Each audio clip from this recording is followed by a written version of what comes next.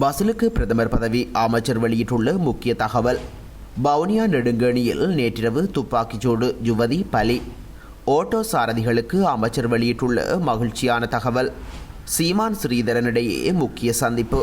குளத்தினை புனரமைக்க இராணுவத்தின் உதவியினை நாடிய விவசாயிகள். ஆசிரியர்கள் தொடர்பில் கல்வி அமைச்சர் வெளியிட்டுள்ள முக்கிய அறிவிப்பு. தொடரும் சீரற்ற காலநிலை, விடுக்கப்பட்டுள்ள எச்சரிக்கை. கோடபாயவின் அரசை கவிழ்த்த சதிகாரனே பசில், விமல் வீரவன்ச குற்றச்சாட்டு. ஹெலிகாப்டர் விபத்துக்குள்ளானதில் 7 பேர் உயிரிழப்பு.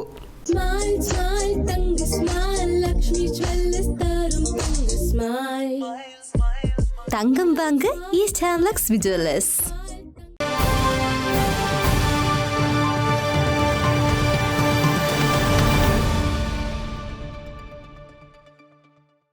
ஸ்ரீலங்கா பொதுஜன பெரமுனவின் தேசிய அமைப்பாளரும் முன்னாள் அமைச்சருமான பசில் ராஜபக்சவுக்கு பிரதமர் பதவி வழங்குவது தொடர்பில் கலந்துரையாடப்படவில்லை என அமைச்சரவை பேச்சாளர் அமைச்சர் பந்துல குணவர்த்தன தெரிவித்துள்ளார். பசில் ராஜபக்ச இலங்கைக்கு வந்ததன் பின்னர் பிரதமர் பதவி வழங்குவதற்கு தயாரா என ஊடகவியலாளர்கள் கேட்ட கேள்விக்கு பதிலளித்த அவர் அவ்வாறான விடயம் அமைச்சரவையில் பேசப்படவில்லை என தெரிவித்தார்.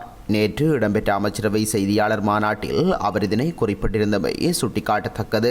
வவுனியா நெடுங்கேணி சிவா நகர் பகுதியில் நேற்றிரவு இனந்தெரியாதவர்கள் மேற்கொண்ட துப்பாக்கிச்சூட்டில் யுவதியொருவர் ஸ்தலத்திலேயே பலியாகியுள்ளார். சிவா நகர் பகுதியில் வசிக்கும் துரை ராஜசிங்கம் பிரமிளா என்ற 21 வயது யுவதி தனது வீட்டிற்கு வெளியில் வரும்போது அவர் மீதே இந்த துப்பாக்கிச்சூடு இடம்பெற்றுள்ளது. இது தொடர்பான மேலதிக விசாரணைகளை நெடுங்கேணி காவல்துறையினர் மேற்கொண்டுள்ளனர். முச்சக்கர வண்டிகளுக்கான எரிபொருள் ஒதுக்கீடு எதிர்வரும் 2 வாரங்களுக்குள் அதிகரிக்கப்படும் என மின்சக்தி மற்றும் வலிசக்தி அமைச்சர் காஞ்சன விஜயசேகர தெரிவித்தார். நாடாளுமன்றத்தில் நேற்று ஐக்கிய மக்கள் சக்தி நாடாளுமன்ற உறுப்பினர் முஜிபுர் ரஹ்மான் எழுப்பிய கேள்விக்கு பதிலளிக்கும் போதே அவர் இதனை தெரிவித்தார்.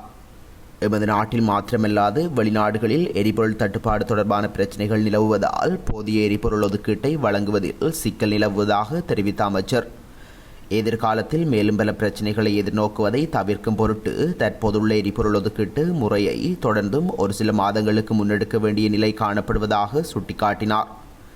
எனினும் தொழில்சார் முச்சக்கர வண்டிகளுக்கு எரிபொருள் வழங்குவதற்கான நடவடிக்கை மேற்கொள்ளப்பட்டுள்ளதாகவும் அது தொடர்பான தகவல்களை அந்தந்த பிரதேச செயலகங்கள் மூலம் கோரியுள்ளதாகவும் தெரிவித்த அவர், காவல் நிலையங்கள் ஊடாக அவற்றை பதிவு செய்து அது தொடர்பான தகவல்களை தேசிய எரிபொருள் அட்டை QR தரவு தொகுதியில் உள்ளீடு செய்ய நடவடிக்கை எடுத்துள்ளதாகவும் அதனைத் தொடர்ந்து எதிர்வரும் 2 வாரங்களுக்குள் அவர்களுக்கு மேலதிக எரிபொருள் ஒதுக்கீட்டை வழங்க நடவடிக்கை எடுக்க உள்ளதாகவும் மேலும் தெரிவித்துள்ளார்.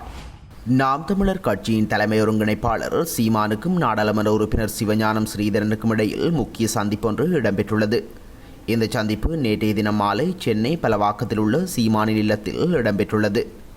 இதன்போது உலக அரங்கின் சமகால அரசியல் நிகழ்வுகள், அதிகூடிய சமூக பொருளாதார அழுத்தங்களுக்கு மத்தியிலும் இலங்கையின் தமிழர்களுக்கு எதிராக இழைக்கப்படும் அநீதிகள், வாழ்வுரிமைக்காக போராடும் ஈழத்தமிழர்கள் எதிர்கால நலன் கருதி முன்னெடுக்க வேண்டிய நடவடிக்கைகள் உள்ளிட்ட பல்வேறு விடயங்கள் தொடர்பில் கலந்துரையாடப்பட்டுள்ளது.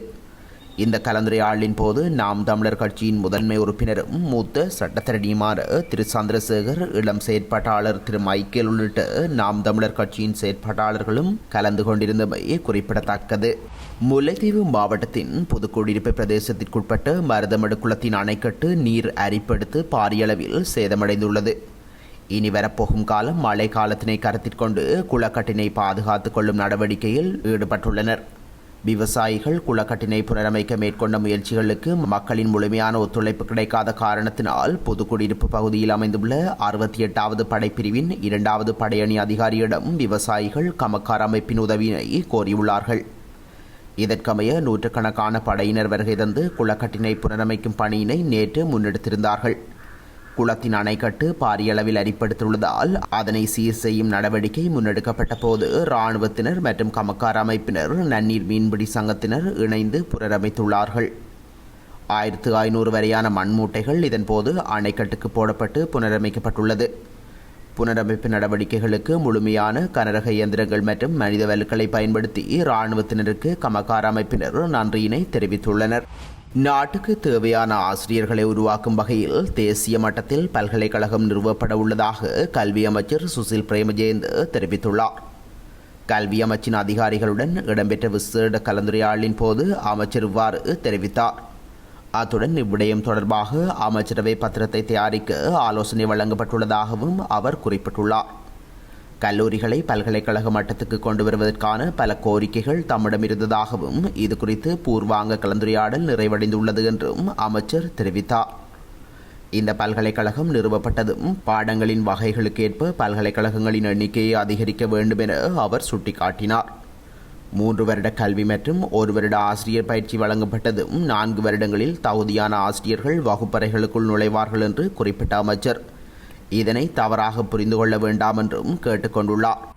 நாட்டில் ஏற்பட்டுள்ள சீரற்ற காலநிலையினை தொடர்ந்து நுவரேலியா மாவட்டத்தில் தொடர் மழை பெய்து வருகின்றது. மழையுடன் கடும் குளிர் நிலவுவதுடன் அடிக்கடி சில பிரதேசங்களில் பனிமூட்டமும் காணப்படுகின்றன.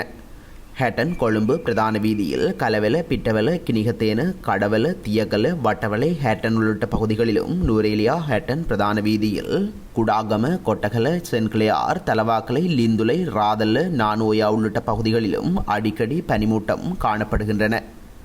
எனவே இந்த வீதிகளை பயன்படுத்தும் வாகன சாரதிகள் மிகவும் அவதானமாக தங்களது வாகனங்களின் முகப்பு விளக்குகளை ஒளிரச் செய்தவாறு பயணிக்குமாறு கேட்டுக்கொள்ளப்பட்டுள்ளனர். கடந்த சில தினங்களாக நீரேந்தி பிரதேசங்களில் தொடர்ச்சியாக மழை பெய்து வருவதனால் நீர்த்தேக்கங்களின் நீர்மட்டமும் உயர்ந்துள்ளன. இதனால் கெனியோர் நீர்த்தேக்கத்தின் ஒரு வான்கதவு திறக்கப்பட்டுள்ளது.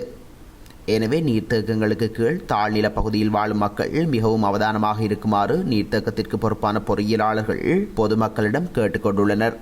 கடந்த அரசாங்கத்தை கவிழ்க்கும் சதியின் பின்னணியில் விமல் மற்றும் கமன்பில இருந்ததாக முன்னாள் அமைச்சர் ஜோன்ஸ்டன் பெர்னாண்டோ முன்வைத்த குற்றச்சாட்டுக்கு நாடாளுமன்ற உறுப்பினர் விமல் வீரவன்ச பதிலளித்துள்ளார். கோட்டபாய அரசாங்கத்தை கவிழ்த்து உண்மையான சதிகாரர் வசில் ராஜபக்ச என்று அவர் தெரிவித்தார்.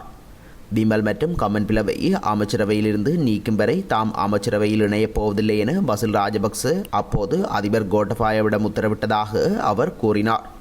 பசில் ராஜபக்சவை அவரது விருப்பப்படி செல்ல வைத்ததாலேயே இன்று நாடு இந்த நிலைக்கு வந்துள்ளது என நாடாளுமன்ற உறுப்பினர் மேலும் தெரிவித்துள்ளார். இந்தியாவின் உத்தரகாண்ட மாநிலம் கேதார்நாத்திலிருந்து குப்தகாசி நோக்கி பயணித்து தனியார் நிறுவனத்திற்கு சொந்தமான ஹெலிகாப்டர் விபத்துக்குள்ளானதில் 7 பேர் உயிரிழந்துள்ளனர். கேதார்நாத்தின் ஹாட்ஷெடி என்ற மலைப்பாங்கான பகுதியில் பறந்து கொண்டிருந்த போது ஹெலிகாப்டர் திடீரென தரையில் விழுந்து விபத்துக்குள்ளானது. இந்த விபத்து சம்பவம் நேற்று இடம்பெற்றுள்ளது. இந்த விபத்தில் ஹெலிகாப்டர் முழுவதும் தீப்பற்றி எரிந்துள்ளது. இந்த நிலையில் குறித்த ஹெலிகாப்டரில் பயணித்து 7 பேரும் தீயில் கருகி உயிரிழந்துள்ளனர்.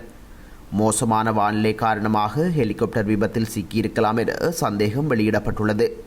குறித்த ஹெலிகாப்டர் விபத்து இந்தியாவின் பல பிரதேசங்களிலும் மிகவும் வைரலாக பேசப்பட்டு வருகின்றமை குறிப்பிடத்தக்கது.